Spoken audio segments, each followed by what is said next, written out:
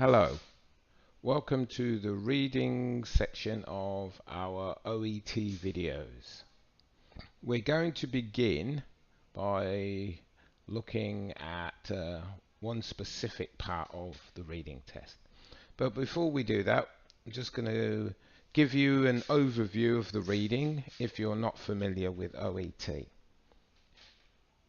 Basically, the difference between IELTS, which a lot of you have taken in the past, and the OET is that in the reading section, the texts are purely based on medical texts. So for those of you in the profession, this should be more of a relief because you only have to focus on what your job is, what your profession is. So everything that you read should be related to what you do. Okay, but that doesn't mean that the same skills are not used. They are used. We have our skimming, scanning, intensive reading, context reading. All of these things will be used because they are just basic reading skills for any kind of test. So in this and subsequent videos in the reading section, we're going to cover some common techniques, provide tips on how to answer questions, understand context, main ideas, opinions, and how to eliminate incorrect answers. So we're going to begin with the first section of Part A. So Part A is going to be split into two parts. The first part we're going to deal with in this video. In the first part of A, you're going to rely on your skimming and your scanning skills to identify information or locate information within four specific texts. There are four texts, A, B, C, and D. Each text has its own specific heading, and you have to locate information that will tell you which text the information is in. Sorry, your questions will provide information, and that information you have to use to find out which text it's referring to. That's better. In this part of the test, you'll be relying on understanding the main idea. What is the text about? Pinpointing specific vocabulary. What does the vocabulary in the question? Where does it point to in any of the corresponding texts? So keyword will be your biggest ally. And I've given you a definition of an ally if you're not too sure. An aid, friend, assistant, help. So keywords will be your friend. Okay, for this procedure, there are two ways to do this, and you should do whichever method you feel comfortable with. For example, you can either read the questions first and then read the text, or vice versa. My suggestion is to read the text first so you know what they're about. Because if you know what the texts are about, once you read the questions, they'll make more sense.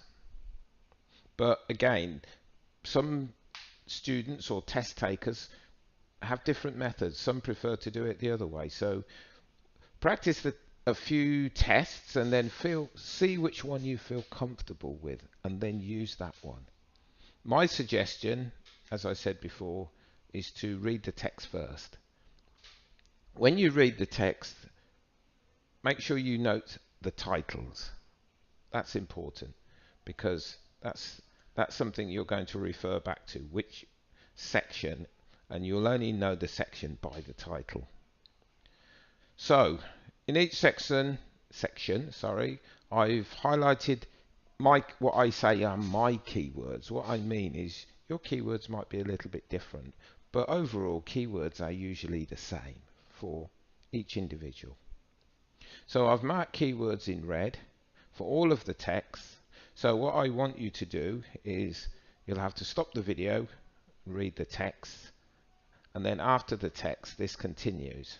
But for our exercise we're just going to continue now, and I'm going to point out the keywords and in the different texts, and we're going to just quickly go through the text. Okay, so here are the questions. I've put them first just because it's easier. So you have questions 1 to 7, and the information comes from one of the texts A, B, C, or D. So these are the questions. I've marked keywords, which I think are the things that will show in the text. Yours could be slightly different. For example, you may mark pain relief. For me, I'm looking for the word procedures, delivering. Again, procedure. Fractured limb, so the word fractured, splinting. Record, assess. So these are the words that I think will be useful. So let's look at some of the text. The section is about fractures, dislocations, and sprains. Text A tells us what a fracture is, tells us what a dislocation is, tells us what a sprain is. So obviously this is telling us what these things are and explaining the difference. Section B, fracture of limbs. So we've got fractures, dislocations. So we're talking here about fractures, limbs, arms and legs. So what I've highlighted here first is management and assessment. Checking, management. There's too much here. There's too much information here for you to do keywords about everything. You don't have the time. So look at each section. What is each section about?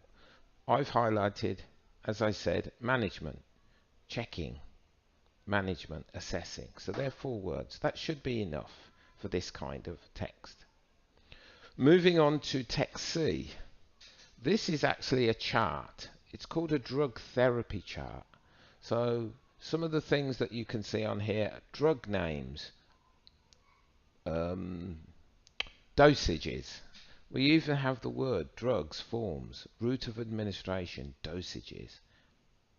So these things will tell you that it's information about how much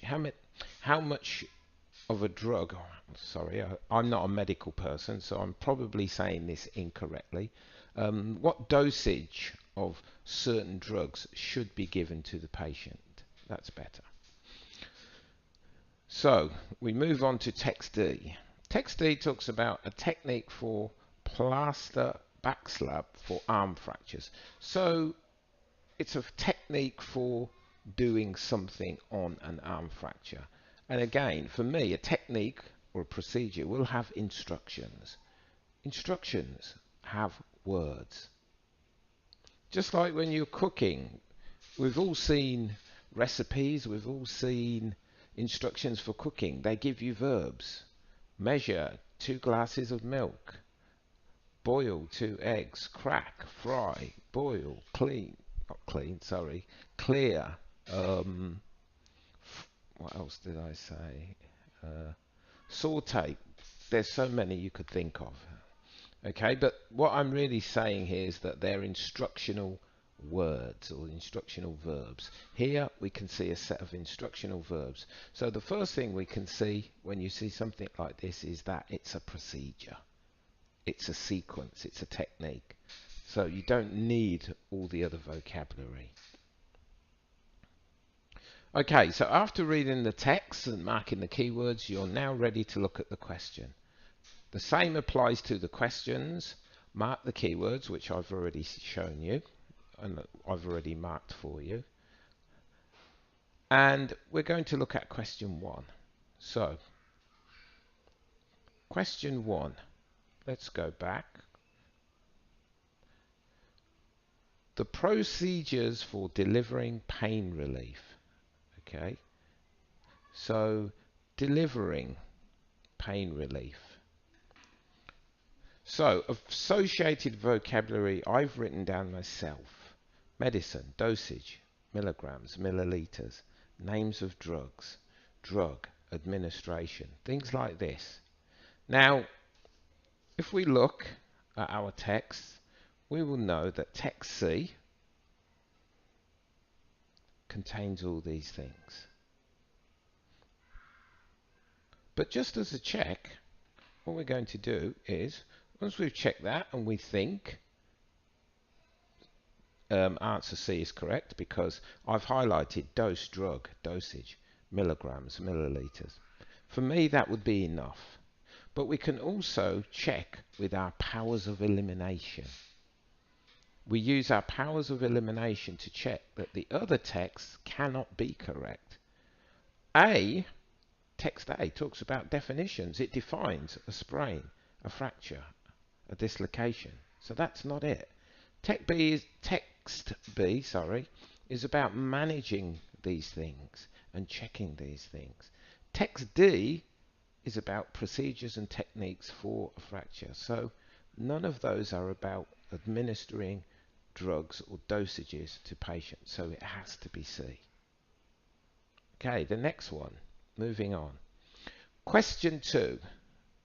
What is the procedure to follow when splinting a fractured limb? Well, procedure, follow. And there's our title, splinting a fractured limb. Well, technique is a synonym of procedure.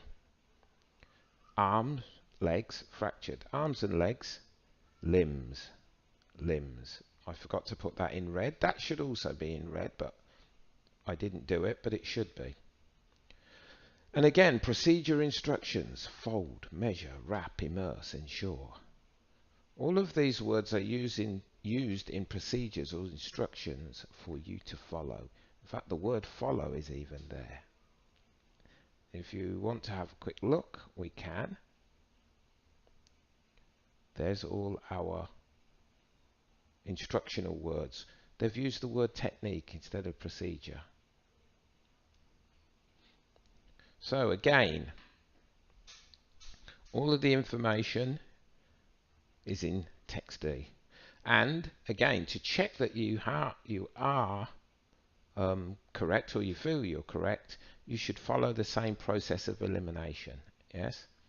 Again, we only follow the process of elimination if you're caught between multiple possibly correct answers. So if you're not sure and you think, well, it could be one or two answers, eliminate one of those answers by doing the technique we looked at a few minutes ago. Okay, one of the things I have to say is don't think that you can practice this once or twice. Doing it once or twice does not mean you can do it well. So do it again. Practice the techniques. When you first do this, don't worry about the time. The time you'll practice increasing or reducing the time, when you've actually perfected the techniques. The techniques are first. So the techniques you get used to, you get comfortable doing the techniques and you do them every single time. Then you can focus on getting faster and faster. So one thing you should be aware of is that you need to practice these skills. That's most important. So you can download the documents from the website. I've put a link to the documents for this procedure underneath this video, so you can download all three, the text, the answers, and the questions. They're in 3 separate documents, so please feel free to download them and practice. But practice the techniques you've been shown here in 1 and 2. Follow that procedure. This is how you improve your skills. You don't improve your skills by just doing test after test after test without following techniques or practicing techniques. Okay, this is the end of this part of the lesson. In the next lesson, we'll be looking at the next part of reading A.